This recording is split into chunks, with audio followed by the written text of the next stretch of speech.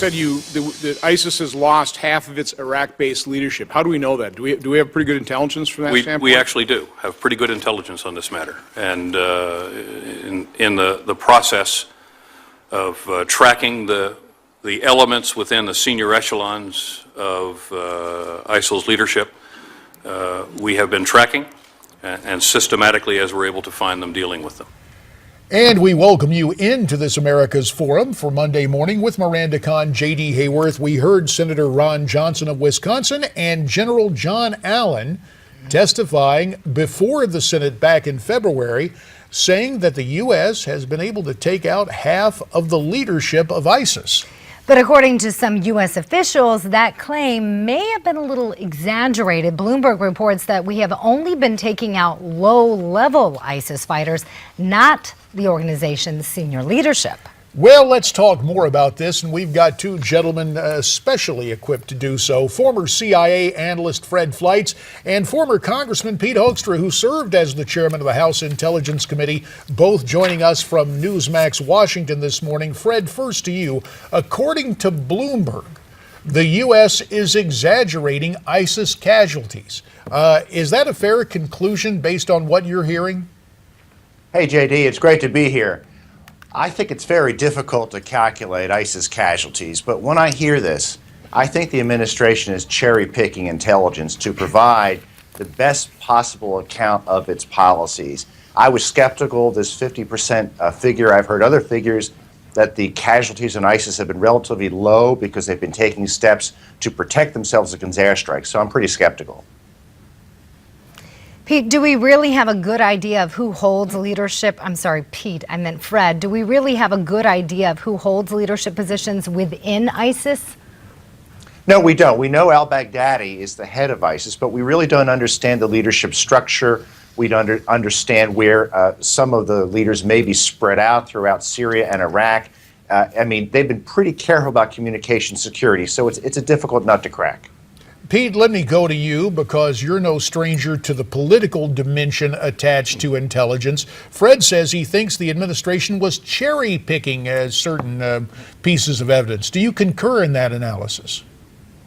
Oh, I really do, J.D. I think, this administration has been wrong about the threat from radical jihadists from the get-go. Saying that, we had defeated them when we killed bin Laden, then getting, when ISIS was beginning saying it's a JV team, and we never calculated or anticipated their march through Syria into Iraq. We're missing and we're not acknowledging the presence that they are creating in northern Africa, in Libya, and then the events in the last couple of days where the leaders of Boko Haram in Nigeria have pledged allegiance to ISIS. So all along, they're trying to create a narrative that the threat is not that significant, it is under control, and we're rolling it back. In reality, the narrative is much different than that. Fred, do you agree with that assessment? I think that's exactly right. There's no strategy here. The Center for Security Policy has the Secure Freedom Strategy to defeat the radical jihad movement. You can find on our website, securefreedom.org. We have a strategy to defeat the radical Islamic movement. This is something the administration doesn't have. Less than 2 minutes remain. Fred, I understand that you've just penned a new column arguing that the Senate letter from 47 Republicans in the Senate was a sign of leadership instead of treachery, which some in Washington claim it was. How is it a sign of leadership, Fred? Well, it was an extraordinary letter in response to an extraordinary situation. This administration is about to strike a deal with Iran that will leave its nuclear infrastructure in place and will allow it to continue to make nuclear weapons. In this op-ed, which ran in Investors Business Daily, I have a chart showing how Iran can make more nuclear weapons today than it could when the talks began. And in addition, Iran could make 0 nuclear weapons when President Obama came into office, and it can make over 8 right now. And I think these members of the Senate... The question that I have for you, and this frequently comes back from the administration, how can we criticize a deal when we don't even know what the details of it are? That is an excellent question. The administration is playing this game where they leak key aspects of this deal. But when you and I, Pete, try to talk about it, they say, well, you're not party to the negotiations, there's no deal yet.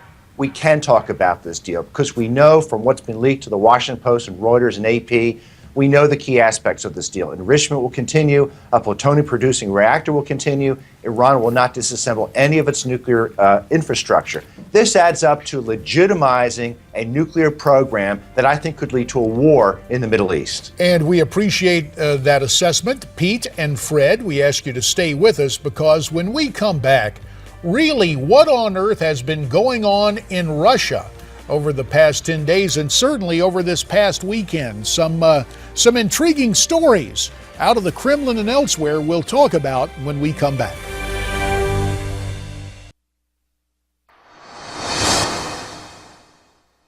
We are working very hard with other interested parties to see if we can reignite a diplomatic outcome. Why? Because everybody agrees there is no military solution. There is only a political solution. That's underway right now. And I am convinced that with the efforts of our allies and others, there will be increased pressure on Assad. And you'd be willing to negotiate with him? Well, we have to negotiate in the end. Well, there you heard it from Face the Nation on CBS News. Secretary of State John Kerry saying the U.S. might, in fact, negotiate with Syrian President Assad. With Miranda Khan, J.D. Hayworth back on the anchor desk. Let's continue our conversation with two gentlemen who know whereof they speak. From Newsmax Washington, former CIA analyst Fred Fleitz and the former chairman of the House Intelligence Committee, ex-Congressman Pete Hoekstra. So, Fred, what do you make of the Secretary of State saying that we might get in negotiations with Assad? I think Secretary Kerry stumbled into the truth. I think we have to negotiate with Assad.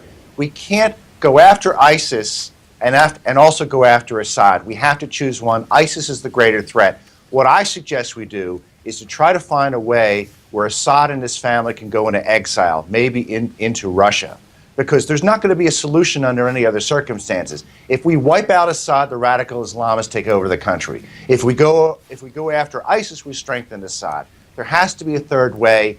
It's a decision that has to be made, and I think Kerry, as I said, stumbled into the truth. We really do have to do this. Fred, you take a look at ISIS in Iraq and Syria.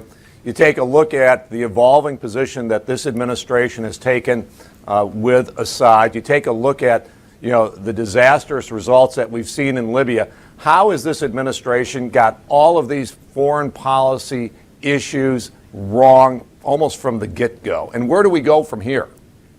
I think their assumptions about the Arab Spring at the beginning, Pete, was wrong. They thought there was going to be this democratic revolution in the Middle East. It never happened.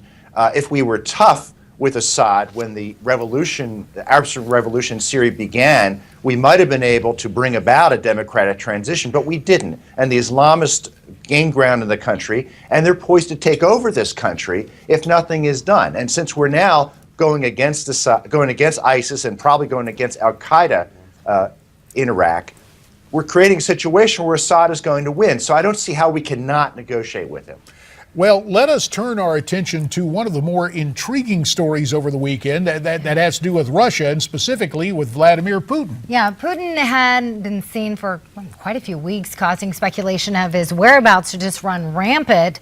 Theories included that Mr. Putin was being treated for back problems. He suffered a stroke. There was even a report out there that he was dead. But the rumor picked up by the New York Post for front page coverage was that Putin was out of Russia with his former Olympic gymnast girlfriend as she gave birth. Fred, I know Putin reappeared today, but where on earth was he? JD, you got me. I've been reading these stories too. He just seems to have been off the radar screen. Pete, well, let me ask you, there was murmuring that a coup might have been attempted in the wake of the murder of that opposition leader, people taking to the streets. Have your sources told you anything? Well, I'll tell you one of the things that I've learned from the Intelligence Committee, and when Fred and I worked together on the Intelligence Committee, I think it was about 2005, the Director of National Intelligence at that time came in and briefed the Intelligence Committee on top secret information, on insights into Fidel Castro, saying Fidel may die in the next couple of months, but I can guarantee you he will die within the next 12 months. It's amazing to me that when we come to looking inside of places like Cuba and Russia, there's so much that we don't know, especially about the personality, the health, and the profile of the leadership. One thing we do know, Fred, is that Ukraine's president has said that the truce isn't working and has asked for more Russian sanctions. Will we see the U.S. impose more sanctions, in your opinion? I think more sanctions are coming, but we have to be careful the way we implement them. We need to pressure the Russian government without destroying the Russian economy, which I think would be overkill. And the Russian economy is in trouble right now because of the decline in oil. So some type of pressure, but it has to be calibrated.